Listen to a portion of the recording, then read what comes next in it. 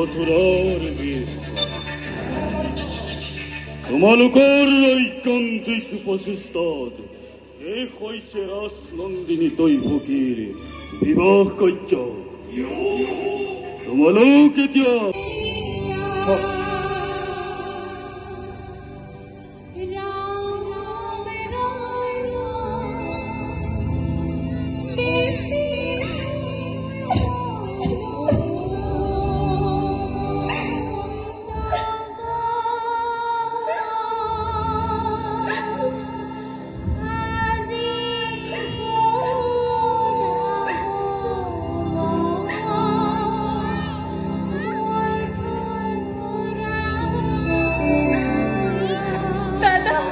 নৈবকী কান্দিবি তোৰ এই জীৱনৰ শুভ ক্ষণক বিষাদৰ চকু পানীৰে কলুষিত নকৰিবি আই। নাকান্দিবি আই। জৰি আগুৱাই থৈ আহিম দুয়োকে গকুলৰ মাজমজিয়াত।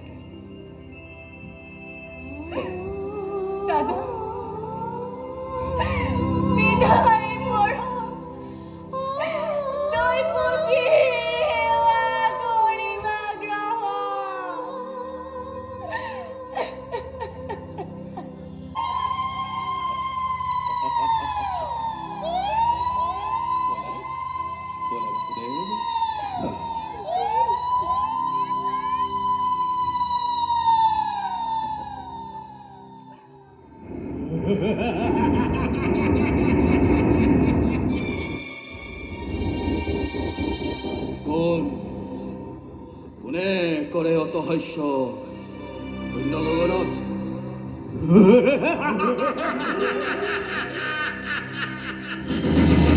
সাৱধান কংস, মোক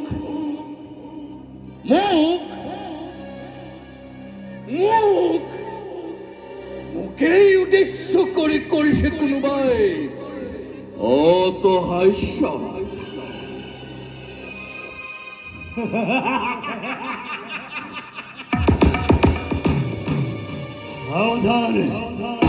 সাৱধান কংস, যি দৈৱকীৰ বিয়া পাতি মহা সমাৰোহে আজি আপোন পাহৰা মূৰ্খ কংসদয় স্নেহৰ ভগিনী দৈৱকীৰ গৰ্ভজাত অষ্টম সন্তানে সংহাৰ কৰিব তোক অৱলীলাক্ৰমে।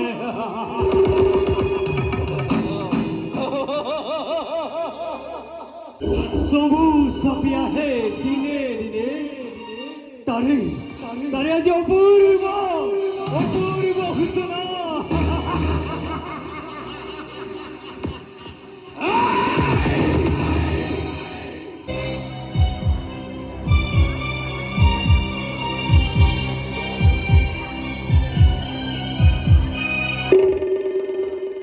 সঁচা, অতি সঁচা। মনত পৰিছে মোৰ দুৰ্যতিৰ অভিশাপ। মনত পৰিছে মোৰ দুৰ্যতিৰ অভিশাপ। আনন্দতে আপোন পাহৰা হৈ মূৰ্খ কংসই পাহৰিছিলে নিজৰে অতি অবিশ্বাস। অৱধান কৰি দিছে আকাশী পানীয়ে, পৰাই দিছে মোৰ কৰ্তব্য নিজৰ।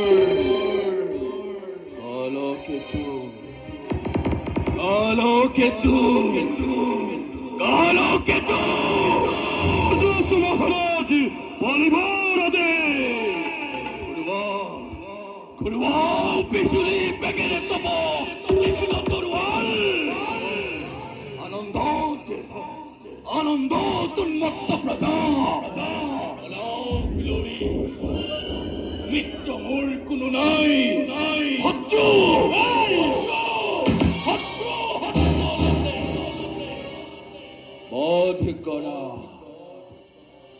বোধ করা কালো কেতু যাকে যতে পুয়া বলিয়াত্মতার হাতি চুড়ে চুড়ে আনি মেলিত প্রজা সাগরত আনন্দ আনন্দর উৎসৱ কাজি ধ্বংসৰ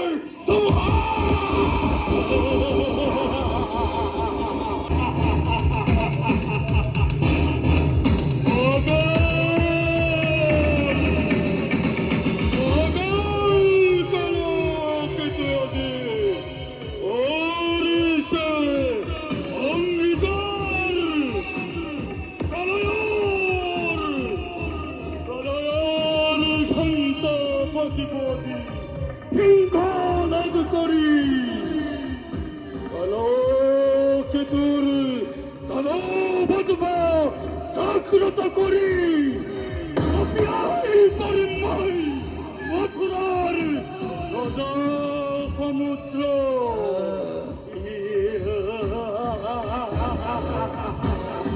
জুড়ে জুড়ে মরিয়া ততাল হাতি আমি মেলে দিম ব্রজ সমুদ্র আনন্দ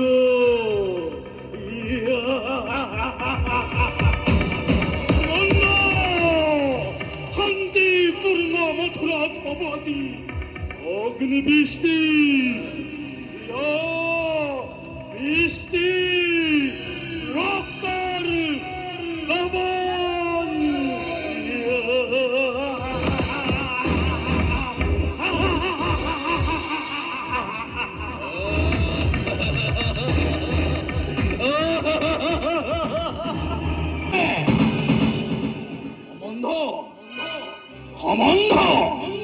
অমন্ধর নাক পাখ মই কিনে তোলে আই অস্ত্র খাতে তৈব কি করি কিরতে মুক্ত হব খুঁজে মোর মৃত্যুর দোর থমেবে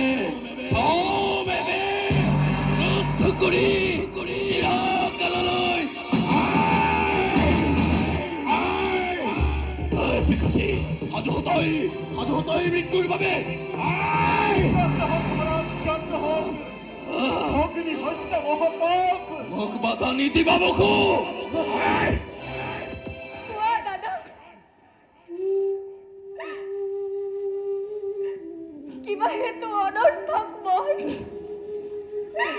লাভ লাগে মৃত্যু দণ্ড আজি ৰজা হৈ ৰাজ্য মূৰ্তিৰে মানৱ নামত কিয় কলংক সানিছা দাদা কিয় কলংক সানিছা নাই তোৰ কোনো অপৰাধী নুহে কোনোৱে মথুরার প্রজা যত মানে অপরাধ এই কম হয় সঁচা হোক মিছা হোক ন্যায় বা অন্যায় সকলো বিধান হব তোমাৰ ইচ্ছাতে সেই গৰ্ভতে গৰ্বিত আজি তোমাৰ হীৰে হিমাদ্ৰী লংঘিছে হত্যা কৰি ভগিনী নিজৰ মৰণকো ৰুধিব খুজিছে অৰেহস নালাগে কৰিব বসুদেৱ বিলম্বই মিলাই বিঘিনি তোমাৰ কথাই সঁচা ৰজা মই যেনে ইচ্ছা মোৰ তেনেই বিধান আৰু সেইবাবে মই দৈৱকী কি কৰিম সংহাৰ তাৰ পাছত চাম্ভাল দৰে দৈৱকীৰ গৰ্ভজাত অষ্টম সন্তানে কিদৰে কৰিব পাৰে কংসক নিধন আজ হোক বিকাশিত হৈ মৃত্যুৰ বাবে সাজু আছো দাদা প্ৰত্যেক মুহূৰ্ততে কিন্তু দাদা ধুৰুপ জানিবা বীৰ তুমি সৰ্বশক্তিমান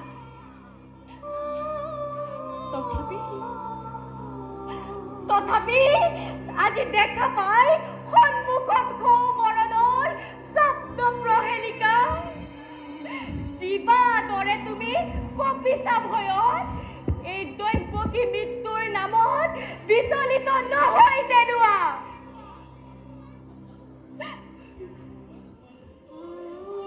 যুক্তি তোমাৰ হিতাকাঙ্ক্ষী মিত্ৰ মোৰ তুমি বহুদেব তাৰো আছে সহজ উপায় উপায় কি উপায় দৈৱকীও জীয়াই থাকিব তোমাৰো ৰাজা একোকে অনিষ্ট নহব কৰ জোৰে কৰিছো মিনতি দিয়া মোক দৈৱকীৰ প্ৰাণ ভিক্ষাদান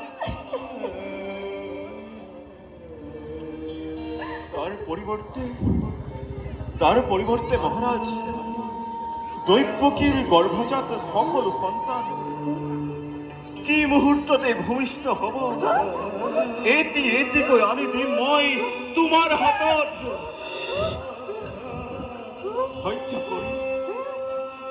হত্যা কৰি সিহঁতক হবা তুমি সাৱধান নিশিষ্যমতে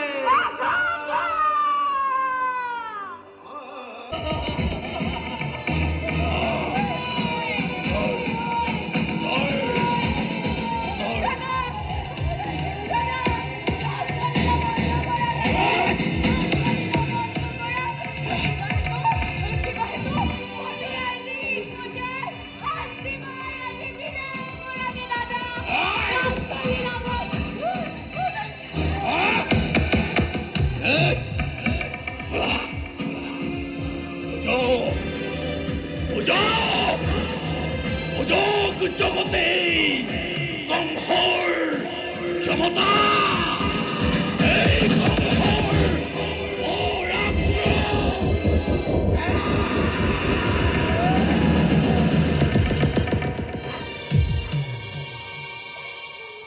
কালকেতু অসময়ত মোৰ প্ৰমোদ কক্ষত উপস্থিত হোৱাৰ কাৰণ সত্য ৰক্ষাৰ্থে মহাৰাজ পূৰ্বৰ প্ৰতিজ্ঞা পালি এয়া মই লৈ আহিছো দৈৱকীৰ গৰ্ভজাত প্ৰথম সন্তান এই দৈৱকীৰ গৰ্ভজাত অষ্টম সন্তান এই দৈৱকীৰ গৰ্ভজাত অষ্টম সন্তান প্ৰথম সন্তান এয়া দৈৱকীৰ প্ৰথম সন্তান প্ৰথম সন্তান হয় প্ৰথম সন্তান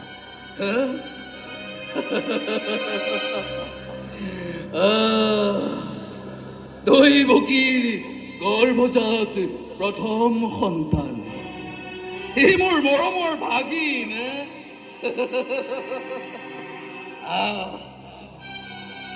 দৈৱবাণীৰ স্পষ্ট ঘোষণা আছিল দৈৱকীৰ গৰ্ভজাত অষ্টম সন্তানহে মোৰ প্ৰাণ অবৈ বাকীবোৰতো নহয় ই মোৰ মৰমৰ আগিন প্ৰথম সন্তানৰ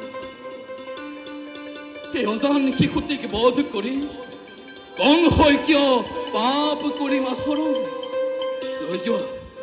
লৈ যাব সুদেৱ বোকা তোৰা দৈৱকীক দি আহা পতাই তোমাৰ নাম মই গ্ৰহণ কৰিলো ৰাজন মই এতিয়া আহিলোহে কিন্তু শুনা যে মুহূৰ্ততে দৈৱকীৰ গৰ্ভজাত অষ্টম সন্তানৰ ভূমিষ্ঠ হয় ইবাদৰে তুমি মোৰ হাতত কৰিবা অৰ্পণ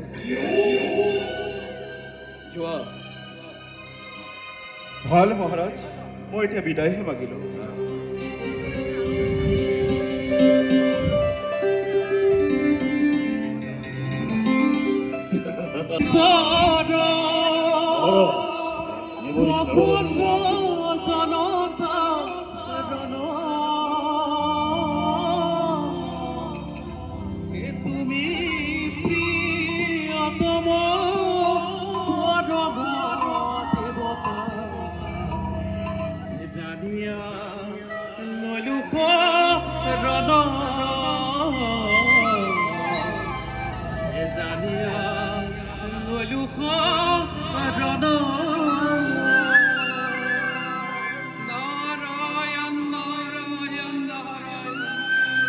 কংসৰাজনৰ জয় হওক। প্ৰণাম দেৱৰ্ষি। আপোনাৰ আগমনে এই মথুৰাপুৰী প্ৰাৰম্ভ কৃতাৰ্থ কৰিলে। কওকচোন বাৰু, আপোনাক কিদৰে শুশ্ৰূষা কৰোঁ? শুশ্ৰূষানো কি বুলি কৰিবা ৰাজন, আমিতো আৰু সন্যাসীহে। পিছে ৰাজন, তই ফুলাত কেঁচুৱালৈ কাৰোবাক যোৱা দেখিলো, কোননো বাৰু তেওঁ? তেখেত বসুদেৱ লৈ আহিছিল দৈৱকীৰ গৰ্ভজাত প্ৰথম সন্তান। দৈৱকীৰ গৰ্ভজাত প্ৰথম সন্তান? অ, পিছে তাক বধ নকৰি তুমি কিয় উভতাই পঠালা?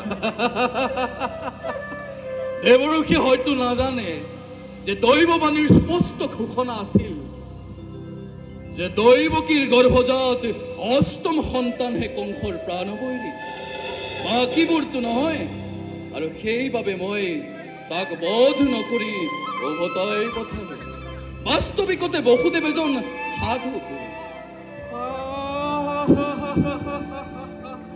সাধু পুৰুষ, যিজনে তোমাৰ সদা সৰ্বদা নাফৰে চিন্তা কৰে, তেওঁ আকৌ সাধু পুৰুষ। এইবোৰ আপুনি কি কৈছে দেৱৰ্ষি? মই একো বুজিব পৰা নাই দেৱৰ্ষি। ভাবিছিলো ৰাজন, তুমি কূটনীতি আৰু ৰাজনীতিত পাগল, কিন্তু ৰাজন, যি লোকে সদা সৰ্বদা তোমাৰ নাশৰে চিন্তা কৰে, তেওঁ আকৌ সাধু পুৰুষ। দেৱৰ্ষি, ৰাজন, দেৱতাৰ গণনা, দেৱতাৰ গণনা পূজা কিন্তু বৰ কঠিন। দেৱতাৰ গণনাত প্ৰথমে অষ্টম আৰু অষ্টমী প্ৰথম হ'ব পাৰে। ঠিক ক'লে দেৱৰ্ষি, দেৱতাৰ গণনাত প্ৰথমেই হ'ব পাৰে অষ্টম আৰু অষ্টমী হ'ব পাৰে প্ৰথম। কেনেকৈ সম্ভৱ দেৱৰ্ষি? মোক বুজাই কওক। তুমি বাৰু দেৱতাৰ গণনা সঁচাকৈয়ে বুজা নাই নে কংস? নাই বুজা দেৱৰ্ষি।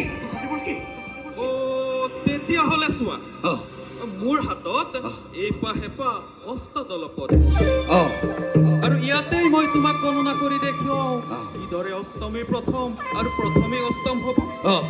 চোৱা, প্ৰথম, দ্বিতীয়, তৃতীয়, চতুৰ্থ, পঞ্চম, ষষ্ঠ, সপ্তম, অষ্টম। সকলোখিনি চোন ঠিকেই আছে দেৱৰ্ষি। মিছাতেই আপুনি সন্দেহৰ সৃষ্টি কৰে। দেৱতাৰ চালনা ৰাজন, দেৱতাৰ গণনাত কিন্তু অষ্টমী প্ৰথম হ'ব পাৰে। মোৰ গণনা কিন্তু এতিয়াও শেষ হোৱা নাই ৰাজন। কি কয় দেৱৰ্ষি? আপোনাৰ গণনা এতিয়াও শেষ হোৱা নাই? চোৱা ৰাজন, এইবাৰ যদি মই অষ্টমকে প্ৰথম কৰি গণনা কৰো, তেতিয়া চোৱা, অষ্টম, সপ্তম, ষষ্ঠ, পঞ্চম, চতুৰ্থ, তৃতীয়, প্ৰথম। আৰু শুনা ৰাজন, তুমি পূৰ্বজন্মত কালনেমী আছিলা। ভগৱানৰ হাততে তোমাৰ মৃত্যু হৈছিল, আৰু এতিয়া তোমাৰ সেই মৰমৰ ভক্তি দৈৱকীৰ গৰ্ভে জন্ম লৈ তোমাক হত্যা কৰিব। ঠিক ক'লে দেৱৰ্ষি। আৰু শুনা ৰাজন, বসুদেৱ, দৈৱকী আৰু কালকেতু আৰু আছে মানে যত যাদৱগণ সকলোৱে মিলি কৰিছে কিন্তু তোমাৰ মৃত্যুকে। কি ক'লে দেৱৰ্ষি? সকলোৱে মিলি কৰিছে মোৰ মৃত্যুৰ কামনা। মই কি ভুল কৰিলো দেৱৰ্ষি? মোৰ প্ৰাণবৈৰীক মই হাততে পাই নিধন নকৰিলো মোক উপায় দিয়ক দেৱৰষি মোক উপায় দিয়ক উপায় উপায় দিয়ক দেৱৰষি উপায় উপায় দিয়ক দেৱৰষি উপায় উপায় অধৈৰ্য নহবা ৰাজা মোৰ ওচৰত আছে এটা উপায় বসুদেৱ আৰু দৈৱকী হাতে গলে জিঞ্জিৰি লগাই বন্দী কৰা লৌহ কাৰাগাৰত আৰু শুনা ৰাজন যি মুহূৰ্ততে ভূমিষ্ঠ হব দৈৱকী আৰু বসুদেৱৰ প্ৰতিটো সন্তান সিহঁতক শিলত এচাৰি এচাৰি বধ কৰিবা কৰিম দেৱৰষি কৰিম আৰু শুনা ৰাজন তব পিতৃ উগ্ৰসেন মোৰ পিতৃ উগ্ৰসেন তাৰো কিন্তু কিবা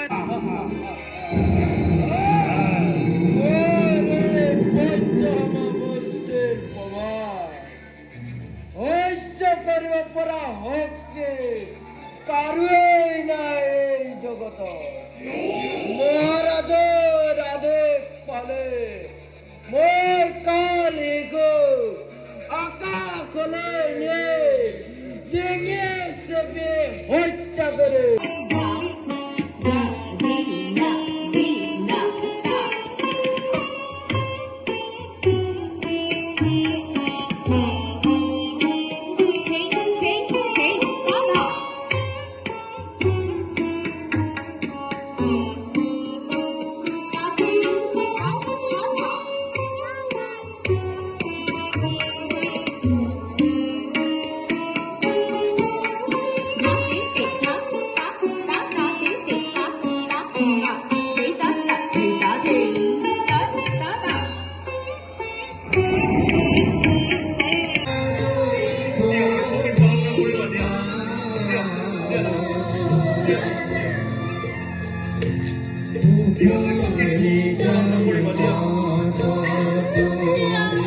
লগে লগে ফেনা মেলি আশ্চৰ্য হল স্পৰ্শনাই মিষ্টি বিন্দু গাছ এই অমূল দৈৱকীৰ গৰ্ভজাত অষ্টম সন্তান দৈৱকীৰ গৰ্ভজাত অষ্টম সন্তান দৈৱকীৰ গৰ্ভজাত মহাৰাজ শ্ৰী সম্ৰাট কালকিত মহাৰাজ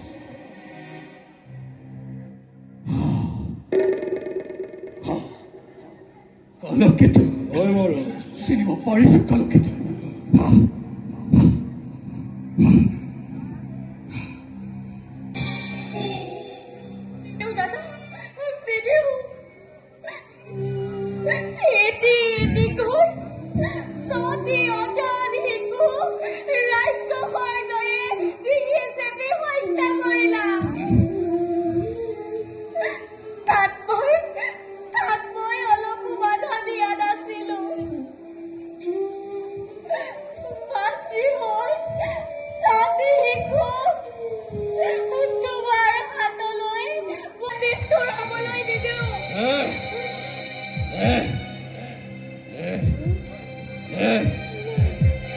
তোৰ সন্তান দে দৈৱকী তোৰ সন্তান দে দৈৱকী দৈৱকী তোৰ সন্তান দে দৈৱকী তোৰ সন্তান দে দৈৱকী তোৰ সন্তান দে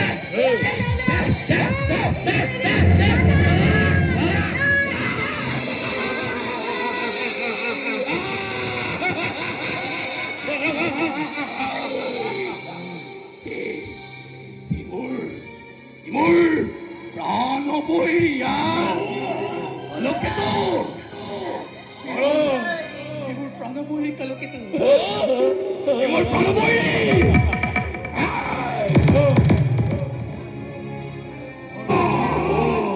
কোনে কোনে আজি তোক মোৰ হাতৰ পৰা ৰক্ষা কৰে কোনে কোনে